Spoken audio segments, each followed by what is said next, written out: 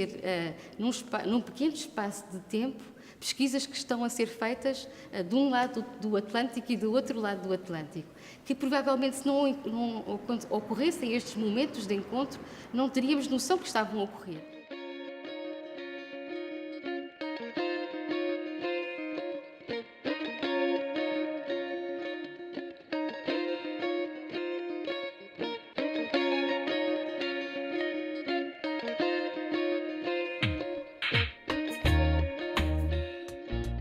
Hoje estamos com a pesquisadora Ana Gonçalves. Ela é doutora pela Universidade de Ciências Sociais da Universidade de Lisboa e trabalha com a relação do fado e sua transmissão familiar em Portugal.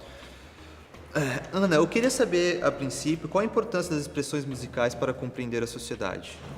Enfim, na verdade, quando nós abordamos temas culturais, podemos fazê-lo a partir de duas perspectivas. Uma é integrá-los no seu contexto e, a partir daí, por exemplo, estudar temáticas tão complexas como o nacionalismo, a globalização, as identidades locais, mas também podemos olhar para estas formas expressivas culturais, por exemplo, a partir das suas, tomando-as como documentos históricos, como materiais culturais que expressam conteúdos que estão em circulação na sociedade. Evidentemente não há uma relação de espelho direto. Porquê? Porque estas formas expressivas fazem circular conteúdos culturais, mas, e refletindo aquilo que está a ocorrer na sociedade, mas através de processos simbólicos. E, portanto, eles vêm atravessados por imaginários, por exemplo, não é? Por realidades que não são empíricas, não é? São construções sociais sobre o que está a acontecer. E é nessa perspectiva que eu considero que é absolutamente fascinante e importante tomarmos estas manifestações expressivas, sejam elas musicais, culturais, outras, para a análise de fenómenos sociais que estão a acontecer na sociedade, fenómenos que também podem ser históricos, enfim, têm sempre imensos potenciais para a compreensão do que decorre na sociedade. Qual é a relação do teu tema de pesquisa e a relação que ele existe com o Brasil? Na verdade, eu tenho trabalhado vários temas. Dentro deste meu interesse pelas expressões musicais, tenho trabalhado sobretudo aquilo que nós podemos considerar expressões musicais urbanas, ligadas, por exemplo, à cidade de Lisboa, que é uma cidade portuária, e nesse sentido, fazendo parte, enfim, historicamente, sendo muitas das vezes entendida como a cabeça de uma metrópole colonial, não é verdade? Esteve em trânsitos culturais, em trânsitos comerciais, esteve sempre em contacto com outros territórios que não apenas, enfim, a própria comunidade local. Nomeadamente, claro, com o Brasil, mas não apenas com o Brasil, também com alguns países africanos e a verdade é que, enfim, este género musical de que eu tenho trabalhado, sobretudo que trabalhei na tese de doutorado, que é o fado, um género musical que é entendido como sendo a canção nacional de Portugal, tem relações com o fado porque, na verdade, com o Brasil, que são rastreadas através de documentos históricos e que muitos desses documentos têm sido levantados por pesquisadores brasileiros. É uma linha de pesquisa que tem sido sobretudo explorada por pesquisadores brasileiros e que, enfim, porquê? Porque no território brasileiro havia justamente um contacto entre várias culturas, não é? Gerando aquilo que são produtos culturais sincréticos. Por um lado havia escravos, enfim, a presença das populações que eram trazidas da África, por outro lado havia indígenas, não é? Do território brasileiro e aqui também no Brasil afluíam vários europeus, não foram apenas os portugueses, como sabemos, vários povos europeus estiveram, portanto, marcando a sua presença na cultura brasileira. Portanto, por isso tem uma matriz, como nós sabemos também assim, sincrética e gerou géneros musicais sincréticos. E então é exatamente aqui que se tem buscado a origem deste género musical, que parece ter originado justamente este encontro, e aqui é, primeiro que tudo, como eu disse, um género que tem uma dimensão coreográfica, que em território europeu, nomeadamente em Lisboa, vai perder ao longo de um século essa dimensão coreográfica, ficando uma coisa até bastante, digamos, apenas uma expressão musical e poética, e ficando até com uma performance muito rígida em termos do corpo, porque há de facto esta perda da dimensão coreográfica, que no Brasil é muito importante, porque há o ritmo, não é? Temos a presença do batuque, enfim, temos várias outras variáveis musicais que aqui tinham importância e que, num certo sentido, deixaram de ter continuidade no território nacional. E, portanto, a ligação é de um género musical que surgiu no encontro de vários, enfim, e esse encontro ter-se-á dado justamente em território brasileiro. E é um género, como eu estava a dizer, o género musical que eu estudo lá, que estudei na tese de doutorado, era o fado.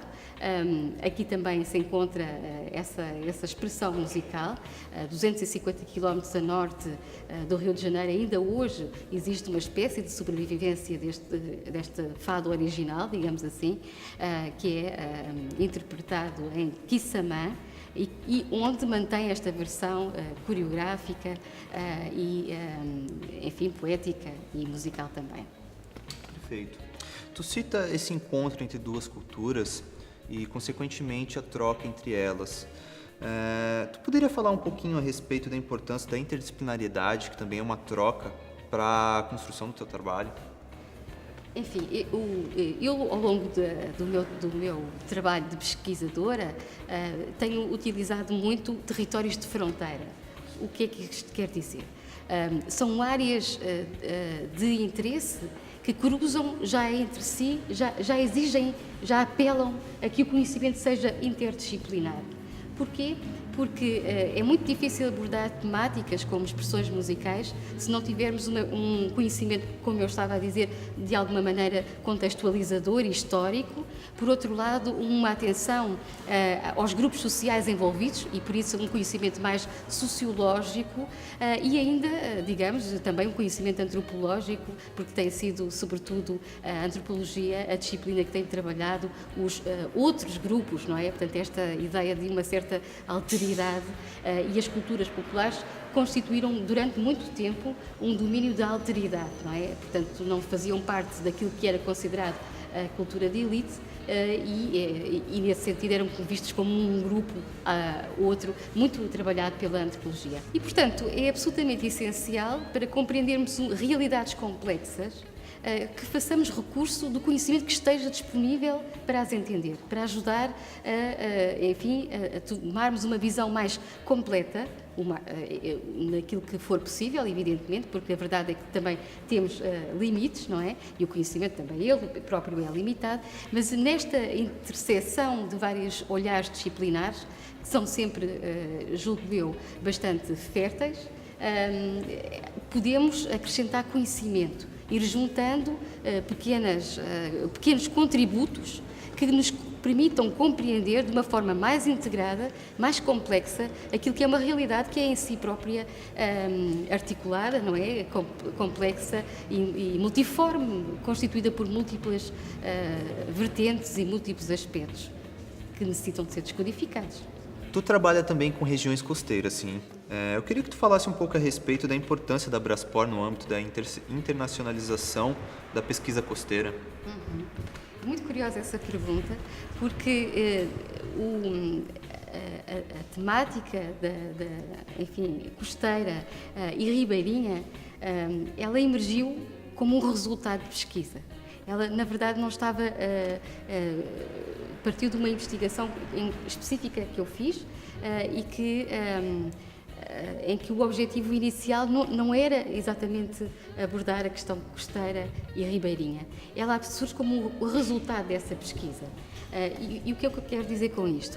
Estava analisando imaginários urbanos. Era este o enfoque de uma determinada pesquisa que eu estava a fazer, justamente, novamente, através da exploração de letras de canções, quando de repente nos apercebemos que uma grande parte daquelas letras tentavam, enfim, uma imagem globalizadora de uma cidade que tinha também uma componente rural, uma componente interior, ela era sintetizada a partir da frente ribeirinha. E, portanto, começámos a perceber a importância simbólica que pode ter uma região, um determinado perfil ribeirinho, que evidentemente tem uma série de leituras complexas e a partir da qual tem uma capacidade, digamos assim, simbólica para representar um território que é também ele próprio um pouco mais complexo do que, e mais diverso do que apenas um território litoral.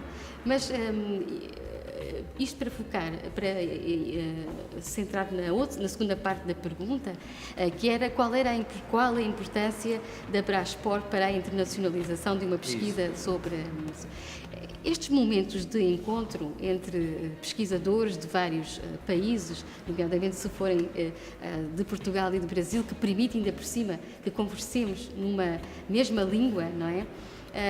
São sempre momentos absolutamente enriquecedores, penso que para os dois lados, porque na verdade são momentos de encontro, por um lado, e portanto podemos conhecer num pequeno espaço de tempo pesquisas que estão a ser feitas de um lado do Atlântico e do outro lado do Atlântico, que provavelmente se não ocorressem estes momentos de encontro, não teríamos noção que estavam a ocorrer. E elas são enriquecedoras, porque provavelmente questões que estão acontecendo aqui assim, no Rio Grande, podem ter que ver com questões que estão acontecendo também em Lisboa, enfim, na Europa, e portanto esta é uma oportunidade de encontro, de troca de experiências, de partilha, não é? De conhecimento e que só pode ser enriquecedor e tem, evidentemente, ter como capital, enfim, uma troca internacional entre uma comunidade científica que, sendo bastante diversa, porque estão presentes neste evento pessoas com formações muito variadas, mas que podem, exatamente a partir dos seus olhares disciplinares, trazer e acrescentar conhecimentos específicos, não é? Sobre uma temática tão transversal como é a das costas e das frentes marítimas e das frentes ribeirinhas. Doutora Ana, eu queria agradecer muito a tua presença, espero que tu aproveite a tua estadia aqui no Brasil. Tu será muito bem-vinda em uma próxima visita. Muito obrigado. Muito obrigada. Tem sido um prazer.